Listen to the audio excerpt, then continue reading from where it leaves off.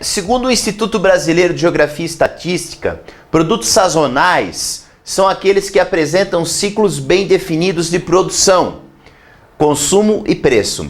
Resumidamente, existem épocas do ano em que a sua disponibilidade nos mercados varejistas, ora é escassa, com preços elevados, ora é abundante, com preços mais baixos.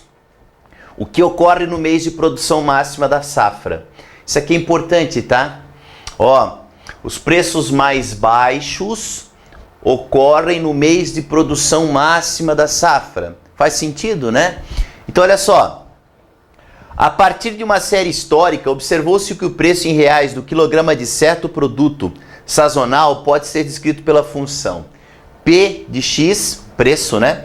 8 mais 5 cosseno de πx menos π sobre 6. Uma função trigonométrica. Isso é muito estudado no nosso site, na aula Trigonometria Gráficos. Nossa, tem questões demais sobre isso aqui, né? Tem as aulas explicativas, um monte, umas 7, 8 aulas explicativas. Tem a lista de exercícios com resolução em vídeo. Toda aula do site tem isso, né? Nós temos mais de 3.000 exercícios de matemática com resolução em vídeo, hein? Olha só. Tá aí a função que você está vendo. Onde x representa o mês do ano. Legal.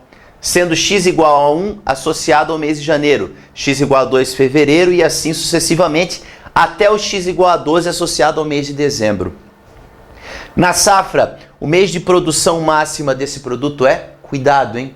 Ele pede o mês de produção máxima e está escrito aqui, ó, com preços mais baixos, o que ocorre no mês de produção máxima. Ele está deixando bem claro que esse mês de produção máxima é o mês em que o preço é mais baixo, tá bem? Está escrito aqui, ó.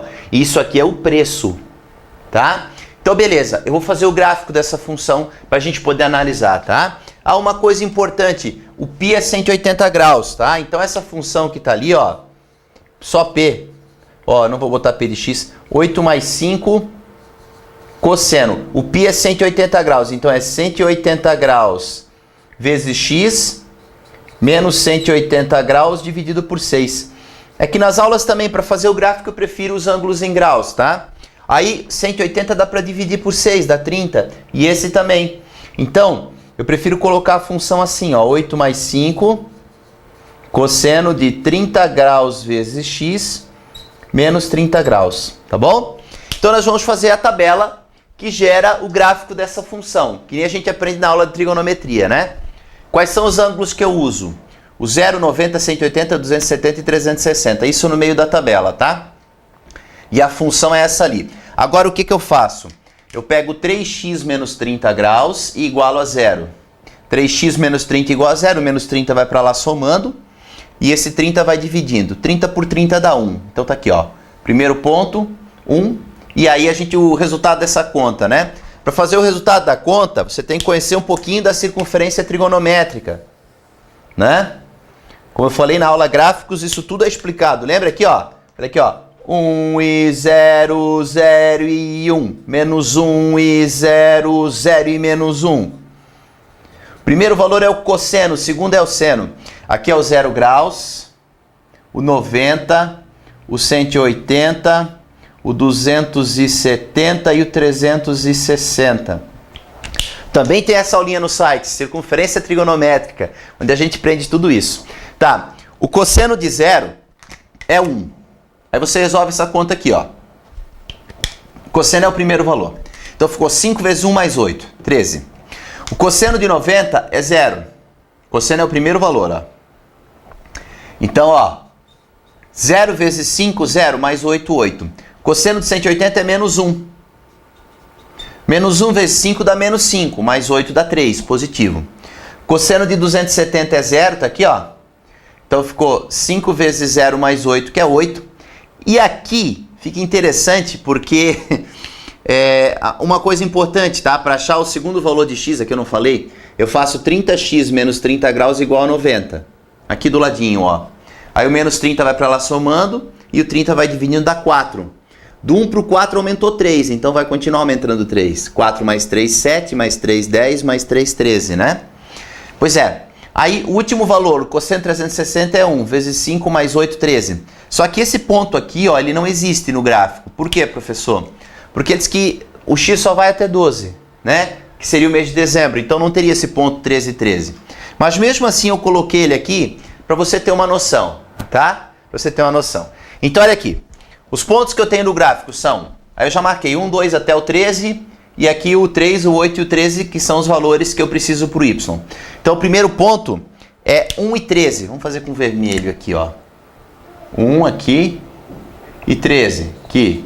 O segundo ponto é 4 e 8. 8 e 4 aqui, ó. Bem bonitinho. O terceiro ponto é 7 e 3. 3 aqui. Aqui o terceiro ponto, ó. Beleza? O quarto ponto é 10 e 8. Aí volta a subir o gráfico, né? 10, aqui, ó. 8 para o Y e 10 para o X, né? Que bem bonitinho, ó. E o último ponto seria 13 e 13. Deixa eu marcar aqui. Seria esse ponto aqui, vamos deixar assim, ó. Não, não tem esse ponto, tá? Não vai até ali. Beleza? Mas esse outro pedaço tem. Então o gráfico ficaria com esse desenho aqui, ó, com esse perfil aqui, ó. E aqui ele iria até o 12.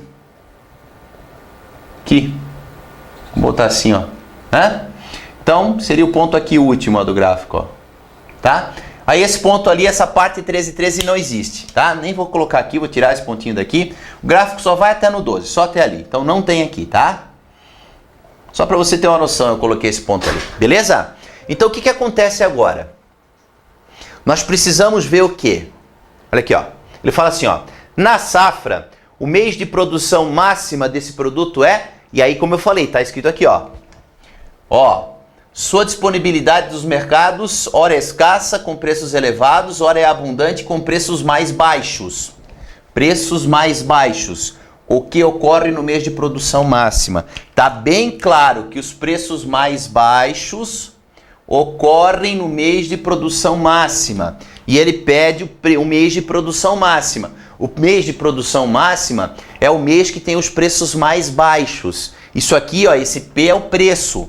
Ó, P de X é o preço. Qual é o mês que tem o preço mais baixo aqui? É o mês 7, né? O que é o mês 7? É o mês de julho, né? Ó, janeiro, fevereiro, março, abril, maio, junho, julho. Então, o preço é 3 aqui, né? De acordo com a função. Então, a alternativa correta é aquela que falar que é o mês de julho. Ou seja, a alternativa D, tá? Então, veja que isso é um gráfico de função trigonométrica. Lá na aulinha a gente aprende a musiquinha da trigonometria também, para fazer análise da função pela música e tudo mais, né? Eu poderia seguir um outro roteiro aqui nessa questão, mas esse tipo de questão é fundamental que você saiba construir esse gráfico, né? E como eu falei, lá na nossa aulinha a gente ensina muito bem isso aqui pra galera, tá?